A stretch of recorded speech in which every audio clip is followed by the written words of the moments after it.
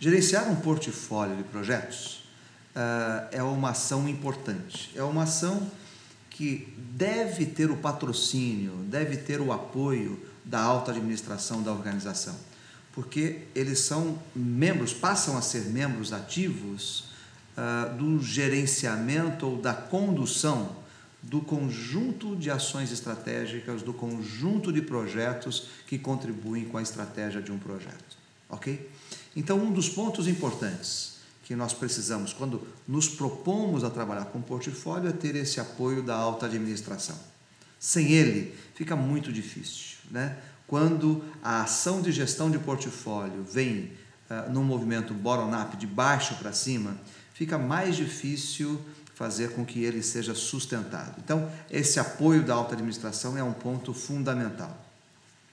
Um outro ponto importante do gerenciamento do portfólio é que todas as iniciativas que devem ser consideradas como projetos devem ser devidamente documentadas. Então, ter um instrumento que nos permita enxergar qual é o produto daquele projeto, que características esse produto possui, qual é o objetivo do projeto, qual é o escopo do projeto, quais são as premissas importantes que devem ser adotadas para que aquele projeto seja desenvolvido, restrições importantes para que eu desenvolva aquele projeto. Então, esses são alguns dos elementos importantes e que quando nós vamos gerenciar um portfólio nós devemos ter, ou seja, uma documentação mínima para que os projetos entrantes possam ser adequadamente analisados, ok?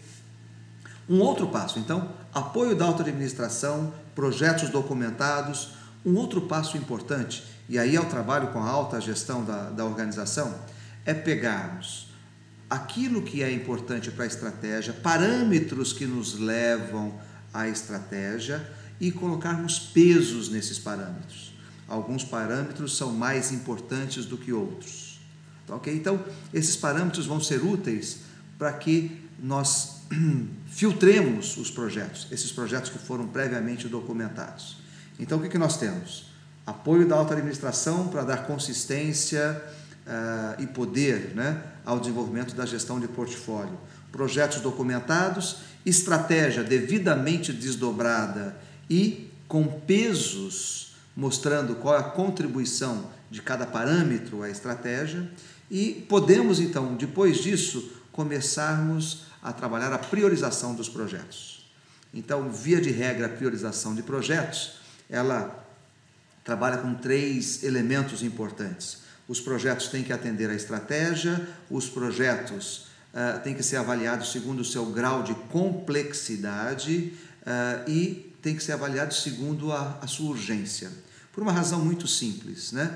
Hoje a situação política, econômica e social é uma, mas daqui a um ano será outra. Então, muitas vezes eu vou precisar que projetos novos entrem e projetos então existentes sejam descontinuados. Então, eu ter pesos para parâmetros que me levem à contribuição da estratégia, à complexidade de projetos e à urgência são muito importantes. O que fazemos? Quando nós temos essa estrutura montada, fazemos com que os projetos, então, passem por esse filtro. Quando os projetos passam por esse filtro, o resultado é a visualização, normalmente um diagrama de bolhas, do conjunto de projetos e a sua contribuição, tanto a estratégia e o seu grau de complexidade.